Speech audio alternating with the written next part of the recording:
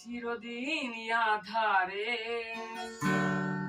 কেটে গেল এ জীবন, কেউ তো প্রদীপ হাতে কাছে আসেনি। চিরদিন আধারে কেটে গেল এ জীবন, কেউ তো প্রদীপ হাতে কাছে আসেনি।